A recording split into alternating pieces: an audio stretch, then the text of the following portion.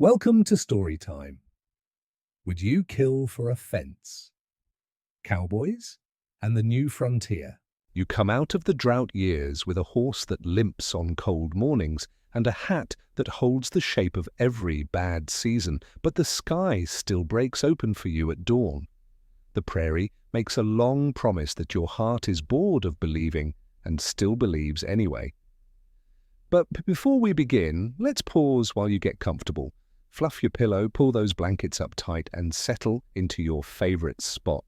Your eyes flicker open to darkness, just the faintest glow of dawn peeking in. You tell yourself you're the decent kind of cowboy, one who keeps his rope on cattle and his gun in the scabbard. But there are only two stories out here, what you say about yourself and what the land says when it doesn't care. You learn the language of distance before you learn your letters. Your father taught you that the horizon is honest and people are not, and he proved it by leaving. You learned to count by cattle, to sing by wind, to pray by lightning. You learned that iron remembers the hand that shaped it, and men remember who fed them when the grass died. You carry the lessons like coins you're afraid to spend. The year the railroad arrives feels like a rumor at first. Telegraph poles marching out of sunrise like a new kind of tree, men with measuring chains studying the earth the way gamblers study faces. You and your partner Miguel ride into Abbott Station with a small herd you borrowed from an uncle who trusted you because he didn't know you. And you sell clean, and you drink, and you lie about how often you've been afraid. At the bar, a boy with a pencil behind his ear calls himself a journalist. He asks what it's like out there. You say wide. He writes opportunity. The girl at the telegraph knows the sound of every town within 300 miles. She taps with a rhythm your horse would trust. Her name is June, and she tells you the line carries cattle prices and wedding announcements, and a man in Dodge who sends his mother a weather report every day. She slides you a folded message when no one's watching. It says, "Fences coming, wire buys law." You ask who sent it. She says, "A friend I'm not sure I like." The first fence you see is a joke, 3 crooked posts and a strand of barbed wire like a mean thought. You laugh because the plane has been free longer than your grandparents, because you were taught that only the sky gets to draw lines out here. You are still laughing when you cut it. Miguel doesn't laugh. He holds the wire while you slice, and the barbs leave shallow kisses in his palm. "This is going to stick," he says. He doesn't mean the wound. You drive cattle the old way, noon shade for the calves, no songs when lightning's close, coffee left bitter because sugar makes men careless. You know a handful of creeks that never dry, a dozen ways to read a cloud, 22 curses for a bull that wants to die. On the 3rd week out, a boy named Aaron shows up with a Winchester he hasn't learned to fear and cheeks the wind still owns. He says he wants to be a cowboy because cowboys are free. You tell him the pay's bad and the hours are worse, and the food is beans you pretend to love. He says he's used to worse. You hire him because you remember your own first lie. The Comanche shadow you for a day, and then for a night, and then they are there, and you remember all the stories white men told in saloons, and none of them are any use. A man with braids like lines on a map sits his pony like a king, and his eyes are polite, which is more frightening than anger. He speaks to Miguel, and Miguel speaks back, and suddenly you know how small your voice has always been. The man gestures at your herd, at the land, at the river he names by its old word, and you understand the new fences will not just hold back cattle, they will hold back memory. Miguel gives him coffee and tobacco. He gives Miguel a knife with a bone handle carved with a lightning pattern. You will use that knife to cut other barbed wire, and it will make a sound you never forget. June says she grew up on sermons and newsprint. She reads you the latest prices with a smile that could call rain, and you understand the new order, news before weather, wire before wind. She speaks of a railroad man named Eaton who buys judges like lantern oil and pays men to staple the world shut. She speaks softly because words travel faster now and have better ears. She says, "I know you think you're decent. Decent men get drafted by indecent times. You ask her to run away with you. She says, "To where?" Your first real job for money that isn't cattle comes from a banker who wears a hat like a threat. He wants men to respect the fences on a new spread, the big L, land granted by papers that confuse the dead. You ride out with 5 others, Miguel, the boy Aaron, a veteran with a smile like a scar, a preacher gone peculiar, and a man named Harlan who says little and looks at the world as if it's a bill he refuses to pay. Harlan's gun hangs low and easy. You tell yourself you're there to keep the peace. Peace wears a badge in town and a rifle out here. At the edge of the big L, a family waits with a shack you could push over if you were cruel. They hold a paper, older than the banker's war years homestead, proof that the land was theirs when men bled for the right to disagree. The banker's paper says different. The father's hands shake when he stands. The mother carries a baby and a look you don't know how to name. Harlan reads the banker's paper like scripture. The preacher reads the homestead paper like a letter from home. The veteran says nothing because he has learned what comes of mixing truth with business. You offer them time. Harlan offers them fire. The 2 offers are the same coin. The father says he'll go when his youngest is well enough to ride. You give him a week because you remember your own mother's cough. Harlan gives him 3 days because Harlan only remembers his own name. On the 2nd night, the father comes to your camp with a bottle and a plea. "We ain't thieves," he says, which is the sentence every thief tells himself before he sleeps. He asks if a man can buy his own dusk. You say nobody can buy dusk. You say you'll talk to the banker. He looks past you at Harlan and doesn't believe your mouth. You talk to the banker. He counts coins into a bag without looking up. He says, "Compassion makes men late, and lateness makes men poor, and poor men turn dangerous." He says, "Fences save lives because they stop arguments from wandering." He says, "If you want to keep the family, buy the land." He knows you cannot. His smile is a locked door. You go back to the camp and tell Miguel you want to untangle the knot with words. He says words do what men tell them to do. He says Harlan doesn't speak your language. He says sometimes the fence is not the wire, but the story men agree to say aloud.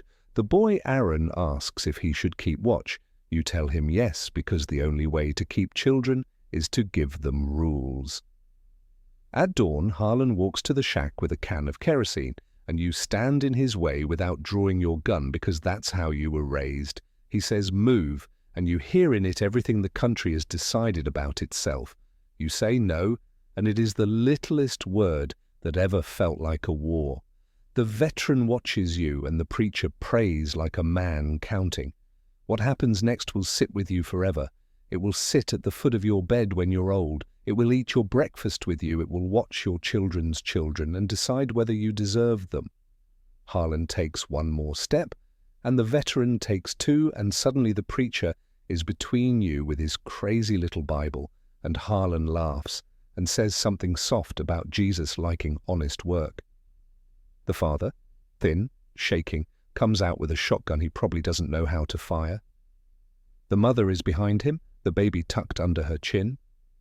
Harlan turns that laugh toward them, and the shotgun trembles, and the veteran moves again, and the world breaks. You draw because the world breaks and because men need mirrors. The bullet you send into the dirt is a warning. The one Harlan sends is not. It takes the father in the shoulder, and the mother screams, and the veteran shoots Harlan in the leg, and the bank's paper floats out of your pocket like a white bird that has lost the sky it trusted. The baby starts to cry, and the world decides it will be cruel now.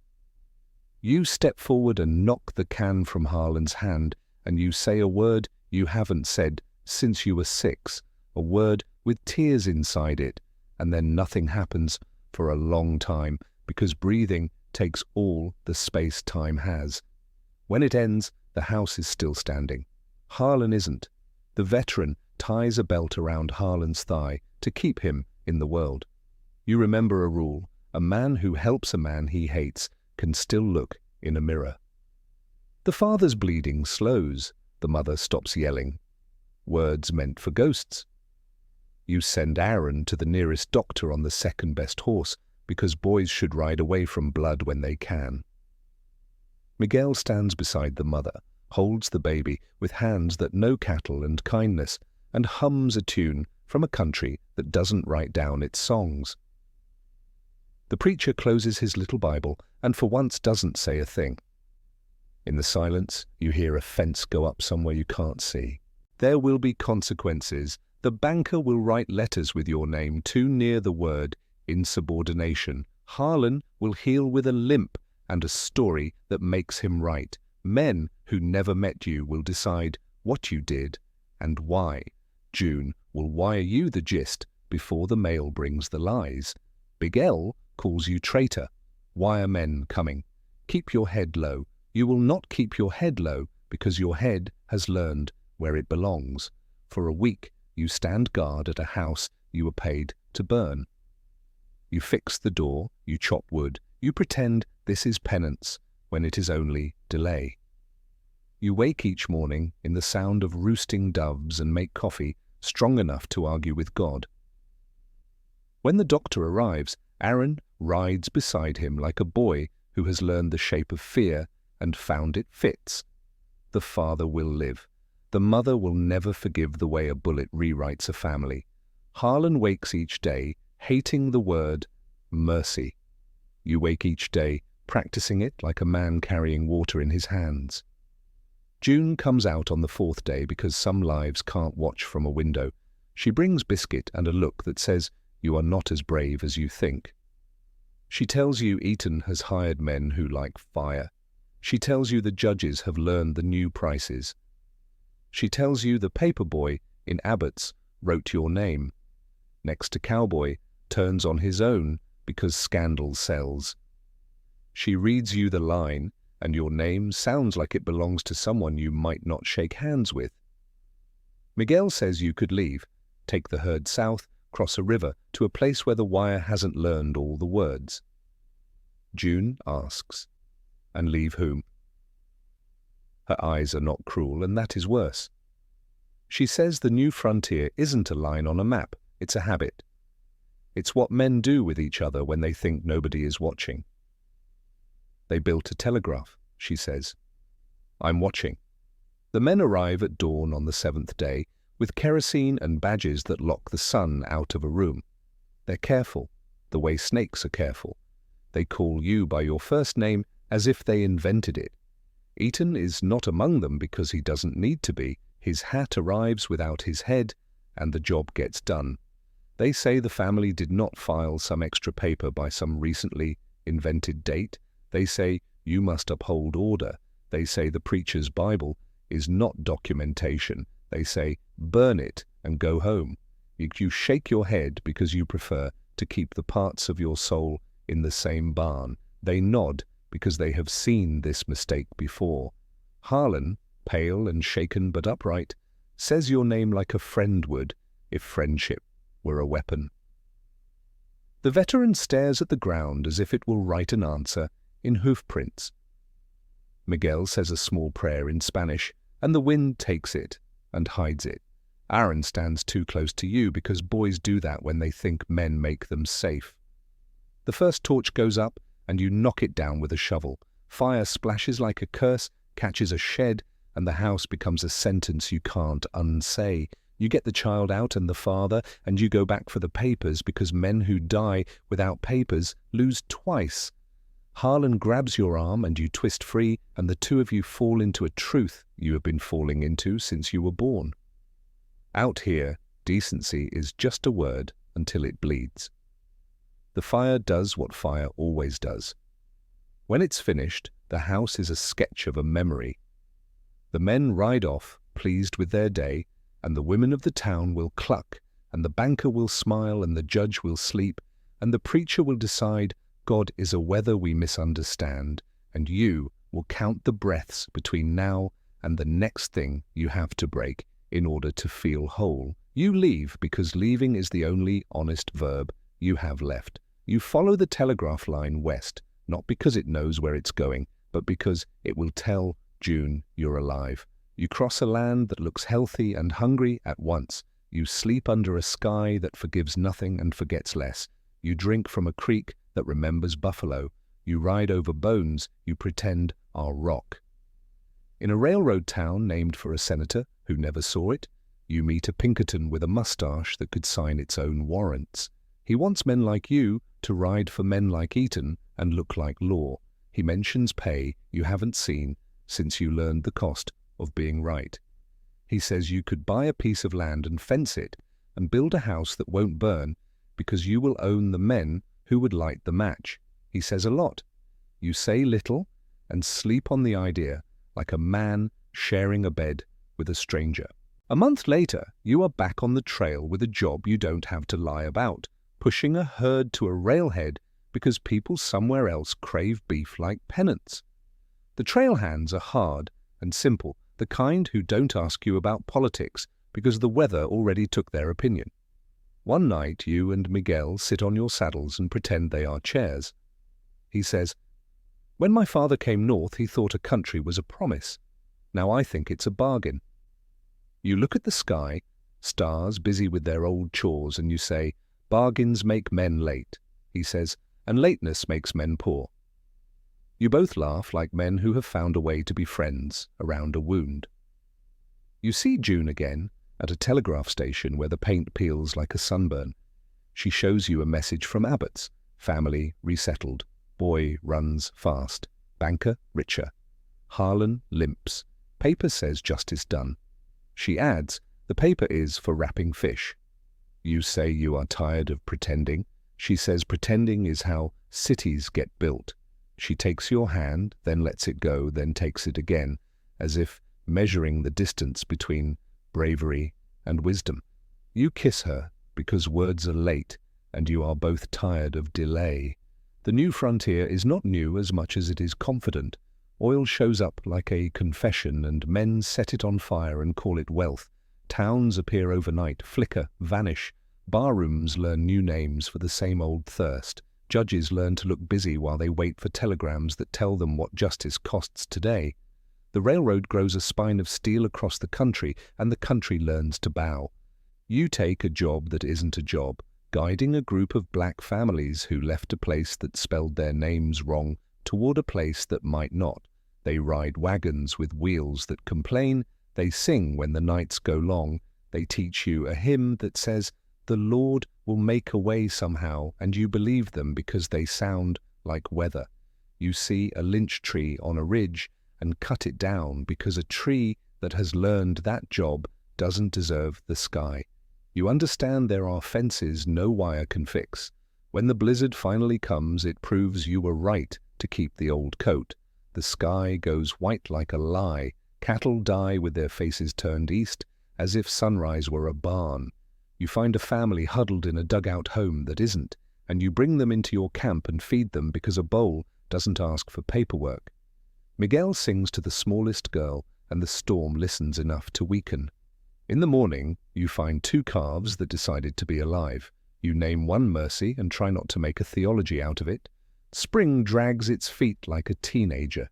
You go back to Abbott's to find the banker thinner, the judge broader, the preacher kinder, the Pinkerton missing, and Harlan sober.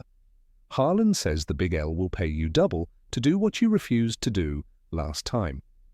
You say you don't rent your soul by the season. He says everyone does. Some are just worse negotiators. You think of the house that burned, of the baby who will forget the smell but not the shape of the char, of the fence that sings when the wind comes and doesn't care what it divides, and you tell him no with the kind of calm that scares reckless men. He reaches for his gun because old habits feed themselves. You put your hand on yours because you like living. The room is small enough to make death efficient. June walks in with a stack of wires and saves both your lives by embarrassing you. Are you boys fighting or dancing?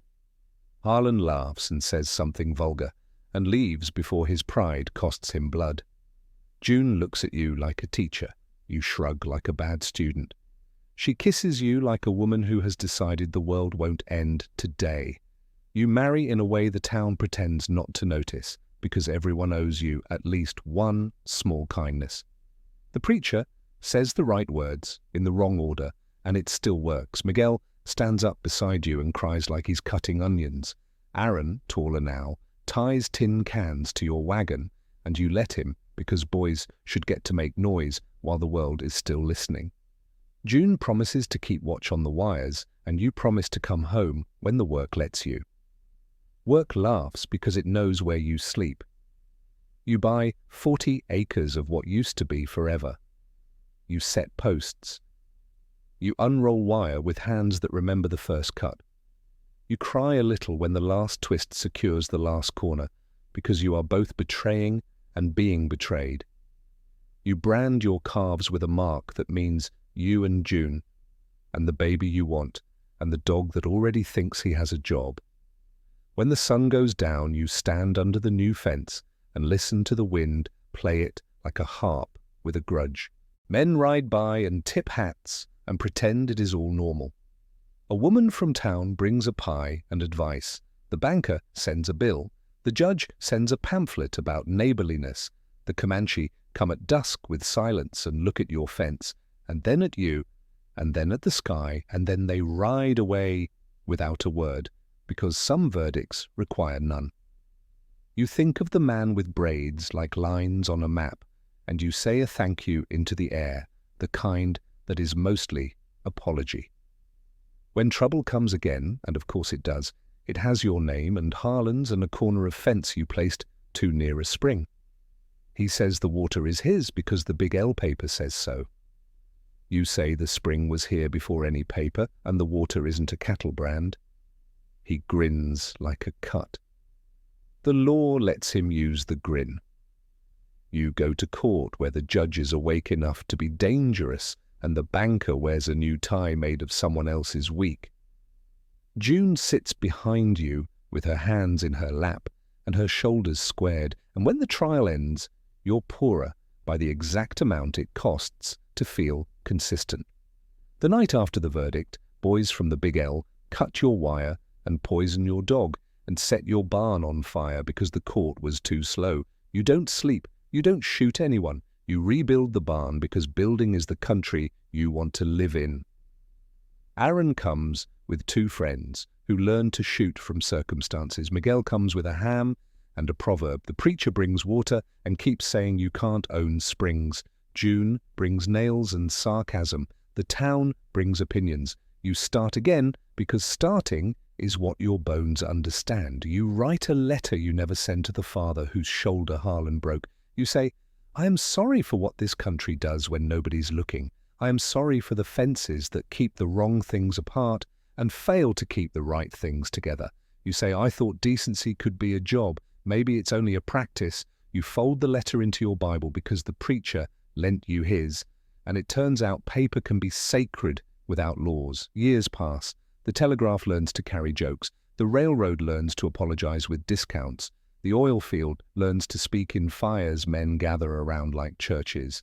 The buffalo don't come back, but the stories do, and you learn to tell them without making yourself a hero. The boy Aaron buys a suit and a small newspaper and stops spelling your name right on purpose.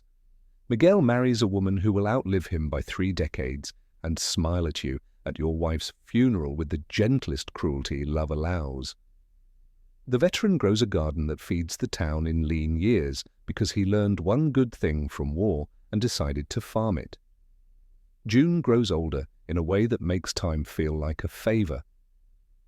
You have 2 children who do not understand why anyone would cut a fence on purpose.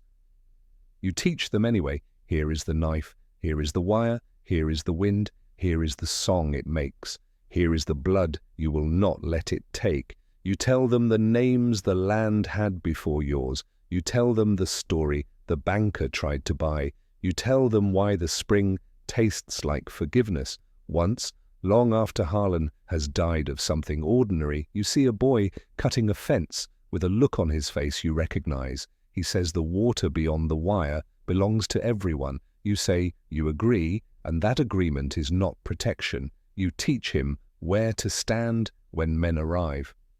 You teach him to shout the words first and shoot them never, and you pray to a God who has never answered you out loud.